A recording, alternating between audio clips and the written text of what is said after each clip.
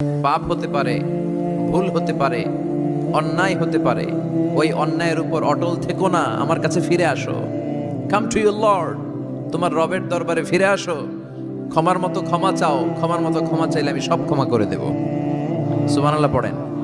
রব্বুল আলামিন বলেন, ইয়া আইয়ুহাল্লাযীনা আমানু তুবু ইলাল্লাহি তাওবাতান নাসুহা।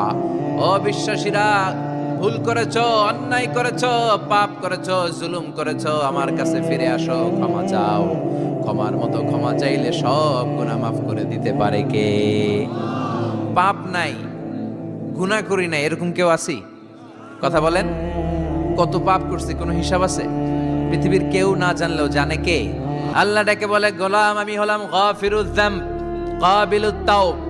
আমার কাজ হলো ক্ষমা করা, আমার কাজ হলো তওবা কবুল করা। শয়তানের কাজ হলো ওয়াসওয়াসা দেওয়া, আমাদেরকে ভুল পথে নিয়ে যাওয়া। আর আমাদের কাজ হলো ভুল করে ফেলা, আল্লাহর কাজ হলো ভুলগুলো মাফ করে দেয়া।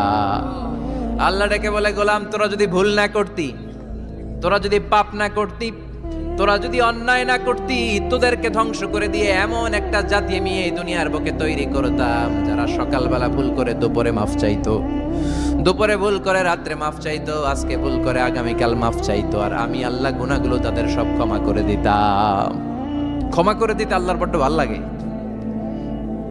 বান্দা আল্লাহর কাছে বারবার চাক, চোখের পানি ছাড়ুক, এটা আল্লাহ পছন্দ করে। চোখের পানির যে কত পাওয়ার আপনি কল্পনাই করতে পারবেন না। অনুশোচনার চোখের পানি চোখ বেয়ে নাকের ডগা পেয়ে জমিনে পড়ার আগেই আল্লাহ এই বান্দারে মাফ করে দেয়।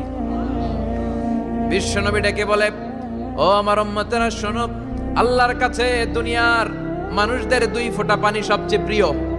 এক হলো জিহাদের ময়দানে রক্তের ফোঁটা, দুই হলো অনুতপ্ত বান্দার চোখের পানির ফোঁটা।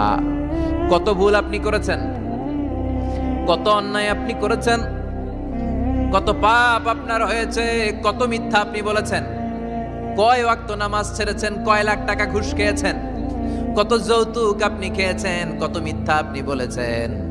আপনার পাপ যত বড় হোক, যত বিশাল হোক, যত বেশি হোক, আল্লাহর দয়ার পরিসীমা তার চাইতেও বড়।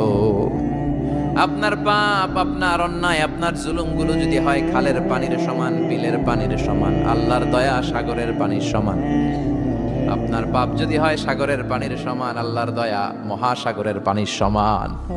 আপনার পাপ আর অন্যায় যদি হয় পাহাড়ের সমান, আল্লাহর দয়া আকাশের সমান। আপনার পাপ যদি হয় আকাশের সমান, আল্লাহর দয়া আরশের সমান। এজন্য আল্লাহ বললেন, ইয়া